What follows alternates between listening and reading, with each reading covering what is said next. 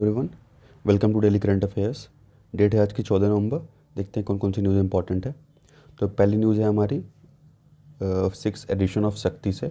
तो ये जो शक्ति एक्सरसाइज है वो इंडिया और फ्रांस के बीच में होने वाला है नवंबर में, और ये होगा फ्रीजिस फ्रांस में।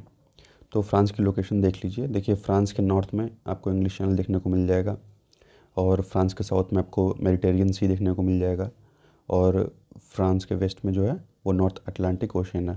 देखिए, स्पेन की बाउंड्री लगती है फ्रांस के साथ। उसके अलावा बेल्जियम, जर्मनी, स्विट्ज़रलैंड और इटली, इनकी बाउंड्री लगती है। तो ये छठवां एडिशन था शक्ति एक्सरसाइज का। ये होने वाला है नवंबर में, जो कि फ्रीजिस फ्रांस में होगा। और इसमें इंडिया के साइड से जो गोरखा राइफल्स इन्फेंट्री के बटालियन है वो पार्टिसिपेट करेगी शक्ति एक्सरसाइज में।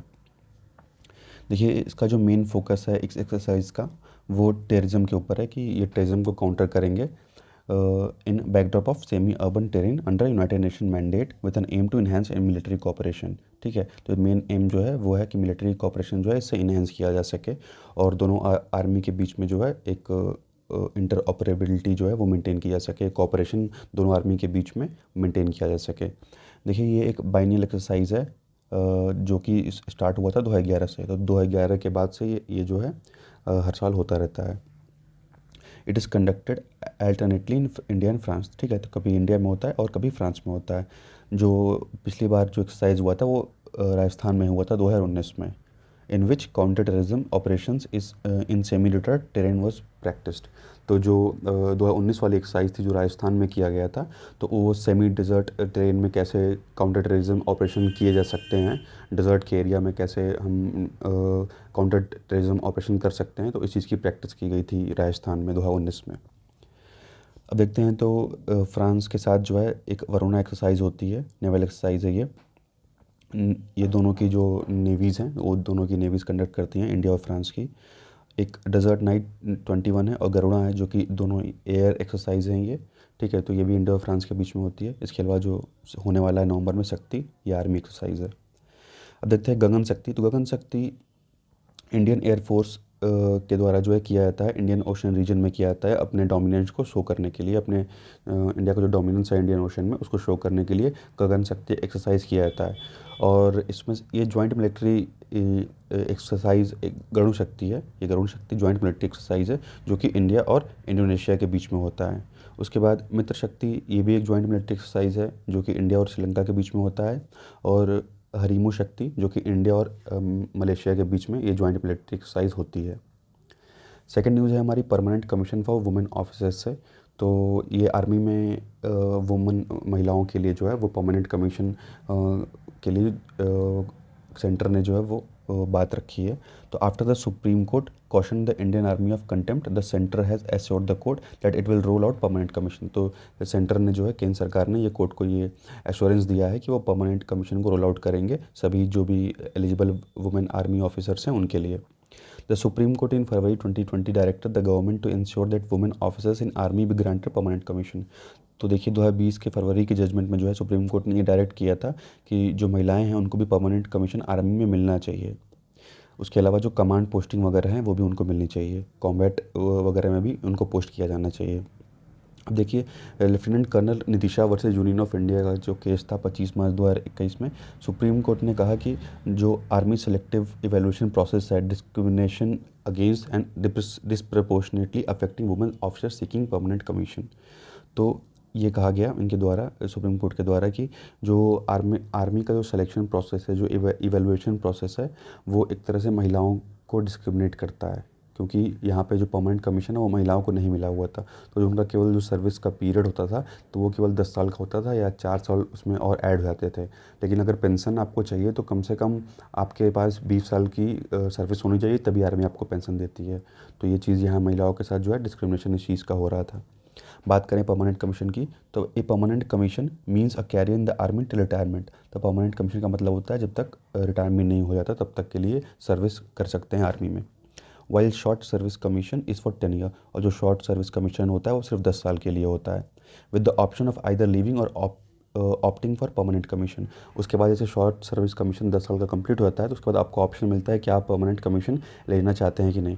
तो ये ऑप्शन जो है सिर्फ पुरुषों को दिया जाता था, महिलाओं को ये ऑप्शन जो है वो नहीं मिलता था। If an officer doesn't get permanent commission then the officer can choose a 4 year extension.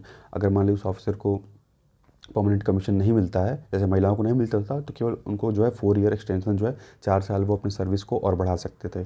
तो कुल मिला के 14 साल ही होता था। तो लेकिन पेंशन के हकदार अब तभी होंगे जब आपने 20 साल की सर्विस जो है कंप्लीट कर ली हो। अब बैकग्राउंड देखते हैं। तो वुमेन ऑफिसर्स को की जो भर्ती है वो स्टार्ट की गई 1992 से इंडक्ट करना स्टार्ट किया गया। Their work commission for a period of 5 years. तो स्टार्टिंग में जो है केवल 5 साल के लिए इनकी भर्ती होती थी और वो भी कुछ चूजन स्ट्रीम्स में होती थी, जैसे आर्मी एजुकेशन कॉप्स है, corps for signals, intelligent corps and corps for engineers. तो इन स्ट्रीम्स में ही केवल आर्मी की भर्ती हुआ करती थी। और ये भर्तियां जो है women security entry schemes WSES के अंडर में होती थी। ठीक है, इसका जो कमीशन था वो शॉर्टर प्री कमीशन था। और and the training period there mail counter parts who were commission under the short service commission. और जो मेल की जो भर्ती होती है वो शॉर्ट सर्विस कमीशन के अंदर होती थी, और महिलाओं की जो भर्ती होती थी वो वुमेन स्पेशल एंट्री स्कीम्स के अंदर होती थी। देखिए 2006 में क्या होता है कि WSES scheme was replaced with SSC scheme. तो इस स्कीम को जो है SSC स्कीम के थ्रू जो है रिप्लेस कर दिया जाता है, which was extended to women officers. ठीक है, तो पहले जो महिलाओं की भर्ती हो रही थी वो वुमेन स्पेशल एंट्री स्कीम के थ्रू हो रही थी, लेकिन बाद में शॉर्ट सर्विस कमीशन के थ्रू महिलाओं की भर्ती होने लगती है। और उनको 10 साल के लिए जो है भर्ती किया जाता है। बाद में अगर वो चाहें तो फिर 4 साल और एक्सटेंड कर सकती है। मीन 14 साल की टोटल सर्विस मिलती थी महिलाओं को। Serving WSES officers were given the option to move to the new SSC scheme or to continue under the erstwhile WSES. They were to be, however, restricted to roles in streams specified earlier. तो देखिए अब इनके पास एक option मिलता था कि आप चाहे तो शॉर्ट सर्विस कमीशन चुन सकते हैं, लेकिन आपको जो सर्विस उसमें बढ़ती थी उसमें केवल कुछ ही एरियाज़ में, जैसे जो एरियाज़ दिए गए हैं, जैसे आर्मी एजुकेशन कॉप्स में केवल जा सकते हैं, या कॉप्स ऑफ सिग्नल्स में, या इंटेलिजेंस कॉप्स में, या कॉप्स ऑफ इंजीनियर्स में। तो उनको जो है कॉम्बैट वगैरह से जो है या इन्फेंट्री वगैरह से है उसमें आर्मड कॉप्स जो होते हैं उससे दूर रखा जाता था, उसमें इनको नहीं भेजा जाता था महिलाओं को। अब देखते हैं अब का जो मेन इशू है वो क्या है। तो while the male SSC officers could opt for permanent commission. तो जो मेल ऑफिसर्स थे वो परमानेंट कमीशन के लिए ऑप्ट कर लेते थे जब उनकी 10 साल की सर्विस जो है वो कंप्लीट हो जाती थी। तो ये ऑप्शन जो था वो महिलाओं के लिए अवेलेबल नहीं था। ठीक है, और तो उनको कोई भी कमांड अपॉइंटमेंट जो है नहीं मिल पाती थी, और वो गवर्नमेंट पेंशन के लिए क्वालिफाई जो महिलाएं हैं वो नहीं कर पाती थी, क्योंकि पेंशन के लिए क्वालिफाई करने के लिए कम से कम 20 साल की जो सर्विस है वो किसी भी ऑफिसर्स की कम से कम 20 साल की जब सर्विस होगी तभी उनको सरकार जो है पेंशन का हकदार बनाएगी, तभी पेंशन देगी। अब देखते हैं कि गवर्नमेंट जो है वो परमानेंट कमीशन क्यों नहीं दे रही थी, क्या मीन्स क्या राय थी, मीन्स क्या कहना था सरकार का। तो सरकार का कहना था कि motherhood, child care, psychological limitation, इन सब चीज़ों की वजह से जो है वो जो महिलाएं ऑफिसर्स हैं उनको आर्मी में एम्प्लॉयमेंट नहीं दिया जा रहा था। ठीक है, तो इन सब चीज़ों की उनकी सर्विस को एक्सटेंड यहाँ नहीं किया जा रहा था। फैमिली सेपरेशन की वजह से कि उनको घर से दूर रहना पड़ेगा। उसके अलावा जो बच्चों का जो पढ़ाई लिखाई का एजुकेशन की जो बात है उसको लेकर के, उसके अलावा जो प्रेगनेंसी की वजह से लंबी छुट्टी उनको लेनी पड़ती है उस वजह से, उसके अलावा वो motherhood were a great challenge for women to meet the existence of service. तो ये सब जो है सरकार का कहना था, इन सब चीज़ों की वजह से जो है हम जो महिलाएं हैं उनकी सर्विस को एक्सटेंड नहीं कर सकते, परमानेंट कमीशन को ग्रांट नहीं कर सकते। उसके अलावा फिजिकल लिमिटेशन की बात की जा रही है कि जो मेल ऑफिसर होगा वो कॉम्बैट रोल्स में जो है ज़्यादा स्ट्रांग होगा इन कंपैरिजन ऑफ फीमेल। तो ये भी सब चीज़ें कही गई कि जो मींस महिलाएं जो है ज़्यादा फिट नहीं होंगी इस चीज़ के लिए, क्योंकि वो ज़्यादा जो फिज़िकल जो पावर होती है वो मेल में ज़्यादा होती है। तो ये सब चीज़ें, ये सब सरकार के द्वारा ये सब बयान दिया गया था। उसके अलावा देखते हैं तो बिहेवियर एंड साइकोलॉजिकल चेंजेस बताए गए कि army units were a unique all mail environment. Means ज़्यादातर वहाँ केवल आपको मेल ऑफिसर्स ही मिलेंगे, पूरा मेल इन्वायरमेंट मिलेगा, महिलाओं की संख्या जो होती है वो यूनिट्स में कम होती है। The presence of women officer would require moderate behaviour, the male troop predominately come. देखिए उसके अलावा ये भी सरकार का कहना था कि जो मेल ट्रुप्स हैं, जो मेल सैनिक हैं, जो आर्मी के हैं, तो वो कहीं ना कहीं वो एक गांव वाले बैकग्राउंड से आते हैं, तो वो किसी महिला की जो कमांड है वो किसी महिला की कमांड को एक्सेप्ट करना वो नहीं चाहेंगे। तो इन सब चीज़ों की वजह से सरकार जो है वो एक परमानेंट कमीशन जो है नहीं दे रही थी महिलाओं को। अब देखिए सेंटर ने अलाउ कर दिया है 7 स्टेट्स को कि वो और बोरो कर सकते हैं और जो है एक तरह से जो लोन या कुछ पैसा जो है वो सेंटर से ले सकते हैं।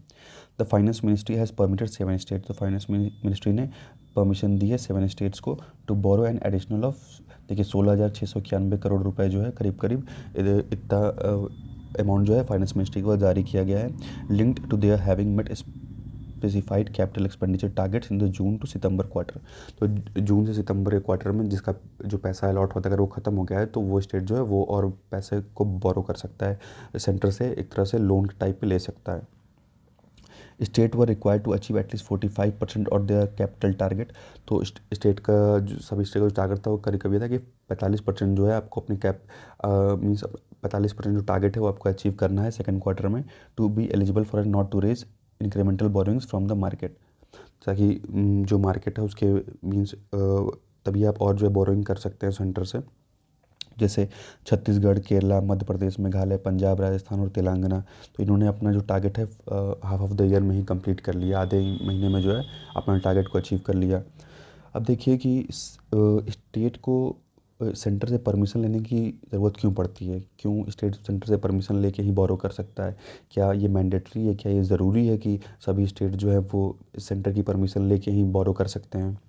तो आर्टिकल 293 का क्लॉज 3 जो है, जो अनुच्छेद 293 का क्लॉज 3 है, वो ये कहता है कि constitution requires the states to obtain the centre consent in order to borrow in case the state is indebted to the centre over a previous loan. तो अगर देखिए पहले से ही अगर उस स्टेट ने पहले से ही सेंटर से लोन ले रखा है तो उस टाइम जो है स्टेट को अगर लेना है लोन दोबारा तो उससे सेंटर की परमिशन की ज़रूरत पड़ेगी। ठीक है, मीन्स पहले से ही वो कर्ज में है, उसको और लोन लेने की आवश्यकता है स्टेट को, तो सेंटर से पूछना पड़ेगा, ये कहता है आर्टिकल 293 का clause 3। The consent can also be granted subject to certain conditions by virtue of article 293 clause 4। तो कुछ कंडीशंस भी चाहे तो स्टेट रख सकता है। आर्टिकल 293 क्लॉज 4 ये कहता है, अनुच्छेद 293 क्लॉज 4 ये कहता है कि स्टेट चाहे तो मतलब सेंटर चाहे, केंद्र सरकार चाहे तो कुछ कंडीशन लगा सकती है कि आपको ये कंडीशन फुलफिल करना होगा तभी हम आपको लोन देंगे, ये कहता है article 293 clause 4। In practice, the center has also been exercised the power in accordance with the recommendation of the finance commission. उसके अलावा सेंटर जो ये पावर है ये फाइनेंस कमीशन के रिकमेंडेशन पे एक्सरसाइज करता है। Every single state is currently indebted to the centre. तो बात की जाए तो लगभग लगभग जो सारे स्टेट्स हैं इंडिया में सभी जो है कर्जदार हैं सेंटर के, and this all of them require the centre consent to borrow. ठीक है, तो सभी स्टेट जो है कर्जदार हैं, तो अब सीधी बात है कि अगर उनको और लोन चाहिए तो सेंटर से जो है वो पूछना ही पड़ेगा, बिना उसके पूछे जो है लोन वो और नहीं ले सकते। Does the centre have unfettered power to impose condition under this provision. तो अब क्या, अब सवाल ये उठता है कि क्या सेंटर के पास मीन्स कंडीशन कुछ भी वो इम्पोज कर सकता है, मनमाना कंडीशन भी इम्पोज कर सकता है। तो neither the provision itself offer any guidance on this nor there is any judicial precedence. ठीक है, तो इससे रिलेटेड कोई गाइडेंस या कोई प्रेसिडेंट जो है वो नहीं दिया हुआ है, मीन्स इससे संबंधित जो कोई बात है वो हमको कॉन्स्टिट्यूशन में देखने को नहीं मिलती है। लेकिन जो 15वां फाइनेंस कमीशन था तो देखिए इस क्वेश्चन को इसमें जो है उठाया गया था, लेकिन बाद में रिपोर्ट में इसको जो है एड्रेस ही नहीं किया गया।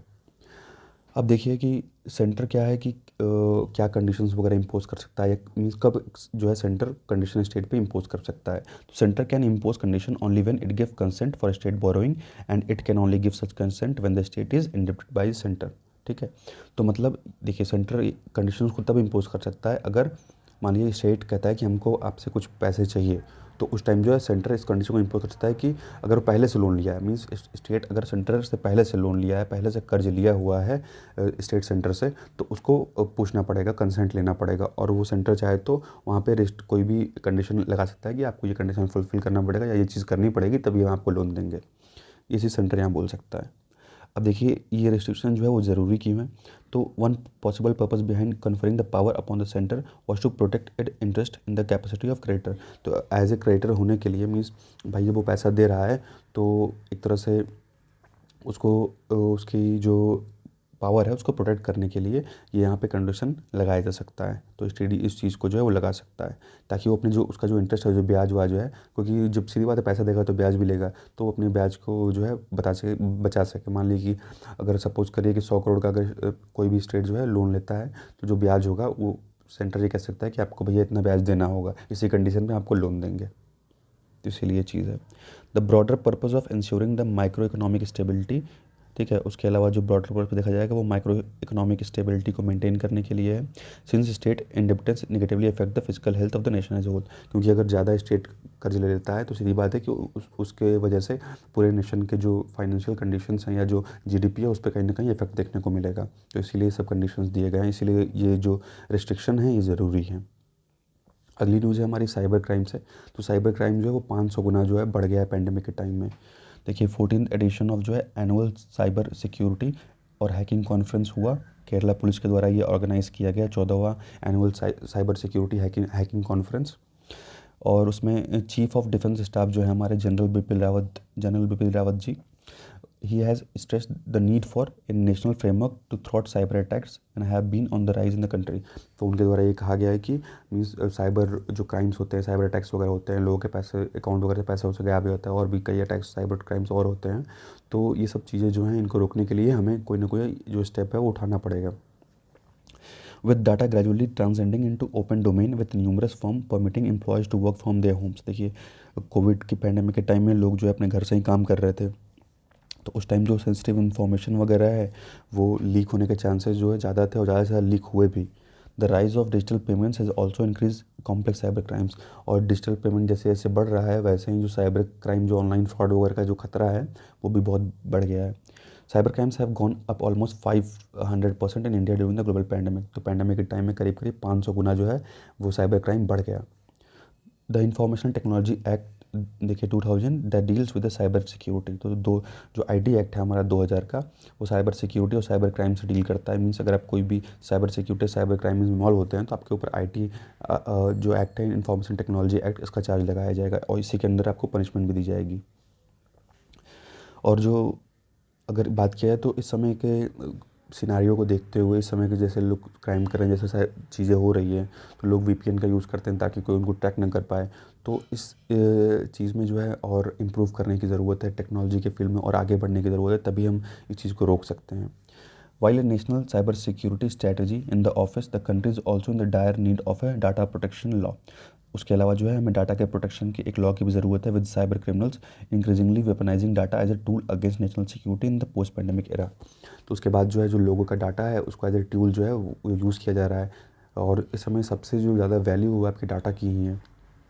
We need to consider the emerging threats from a new technologies such as drones, ransomware, internet of things.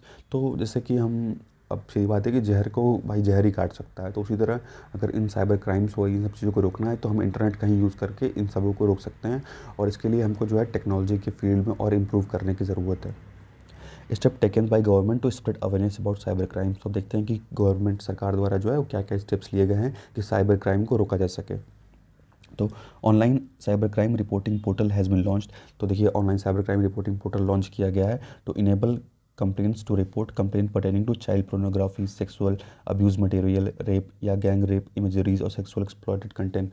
तो इन सब चाइल्ड पोर्नोग्राफी या सेक्सुअल अब्यूज़ जो मटेरियल्स कंटेंट होते हैं, तो ऐसे जो कंटेंट्स हैं उनको बैन करने के लिए जो है ये online cyber crime reporting portal को ये किया गया, और कहीं ना कहीं सरकार के द्वारा इस द्वारा जो है इस चीज़ को इम्प्लीमेंट भी किया गया है, रोकने की कोशिश की भी जा रही है।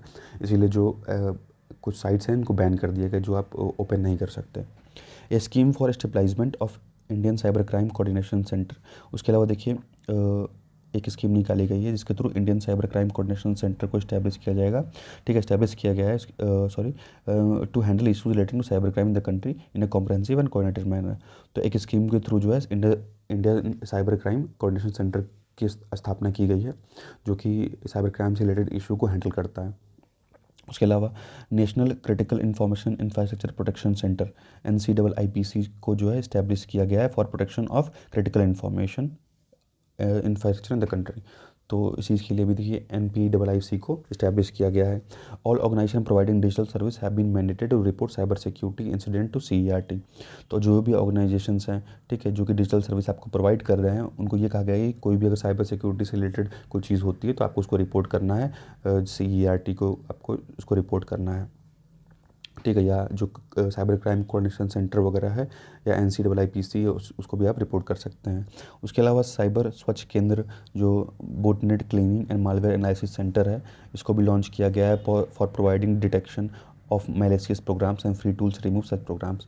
तो जो भी मैलिशियस कंटेंट्स इंटरनेट वगैरह पे आते हैं उसके लिए साइबर स्वच्छ केंद्र का जो है गठन किया गया है, ताकि जो मैलिशियस कंटेंट्स हैं इंटरनेट पे उसको ये रिमूव कर सके और उसको डिटेक्ट कर सके।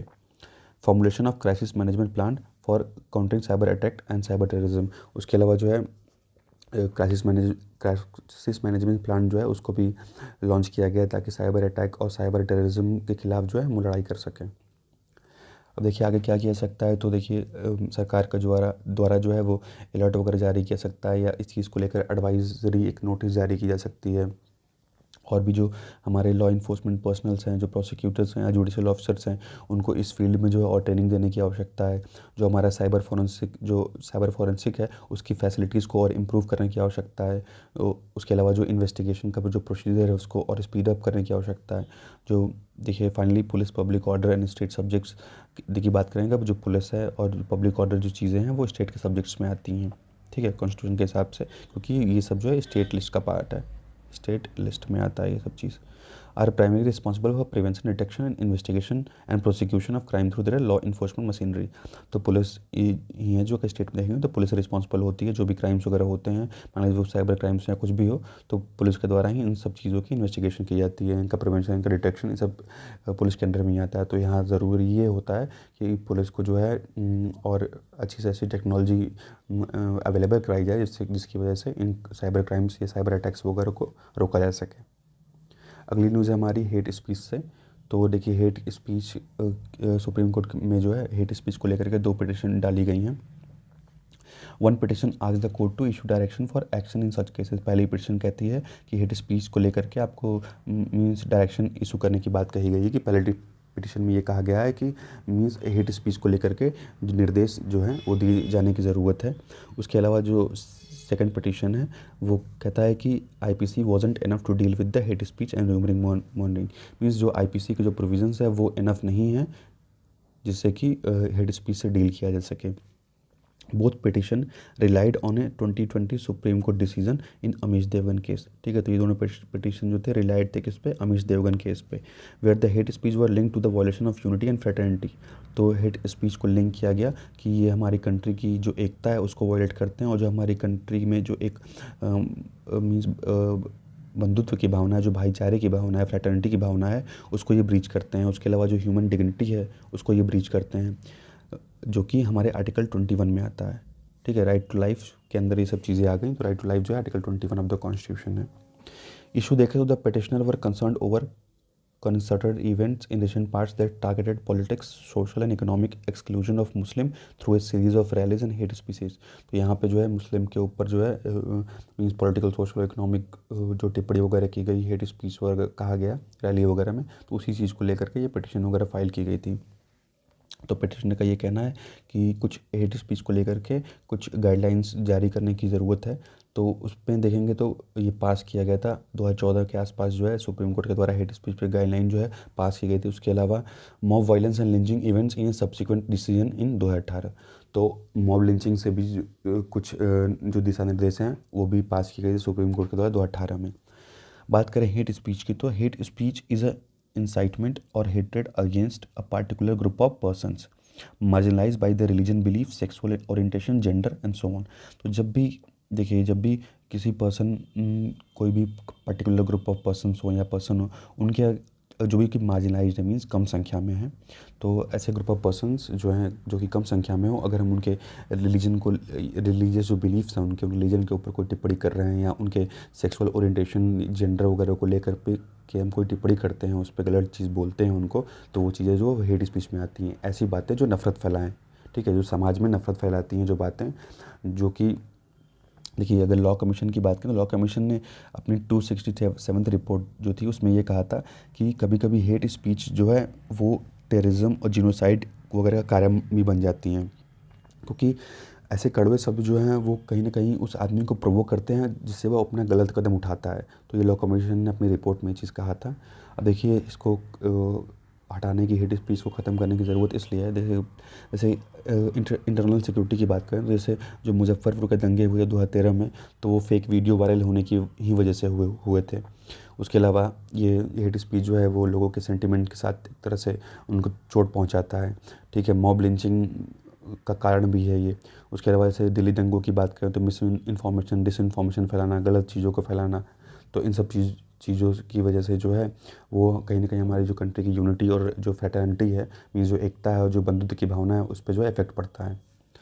मेजर्स देखते हैं कि कैसे इन चीज़ों को हम रोक सकते हैं। तो world's biggest social media company जैसे कि फ़ेसबुक हो गई, गूगल, ट्विटर, तो इन सब को जो एक साथ जो एक एलियंस बनाने की ज़रूरत है, एक साथ आगे आने की ज़रूरत है, ताकि वो जो फेक न्यूज़ वगैरह जो फैलती है सोशल मीडिया साइट से, उनको रोका जा सके, उनको बैन किया जा सके। The election commission of India must tie up with the tech companies to identify the creator of such news. उसके अलावा इलेक्शन कमीशन ऑफ इंडिया को ज़रूरत है कि वो टेक कंपनीज जो हैं उसके साथ टाई अप करे, और टाई अप करके जो भी ऐसी न्यूज़ फैला रहा है उस चीज़ को आइडेंटिफाई करे और रोकने की कोशिश करे। उसके अलावा इसके बारे में जो है लोगों को और ज़्यादा जागरूक करने की ज़रूरत है। The government should bring out a policy framework on the possible harm due to internet messaging platform to engage at a deeper level. उसके अलावा एक पॉलिसी बनाने की आवश्यकता है जिसकी वजह से ये जो है डीपर लेवल तक हम इस पे काम कर सकें।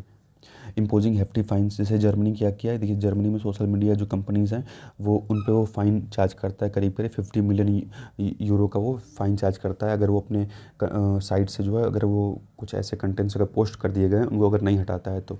इसी तरह इंडिया भी चाहे तो कुछ हेफ्टी फ़ाइन जो है ज़्यादा वैल्यू के फ़ाइन जो ज़्यादा अमाउंट में फ़ाइन्स इम्पोज कर सकता है, ताकि जो फेक न्यूज़ वगैरह हैं वो ना फैले। तो आज के लिए बस इतना ही। अगर वीडियो अच्छा लगा हो तो लाइक कर दीजिएगा, चैनल को सब्सक्राइब कर लीजिए। Thanks for watching.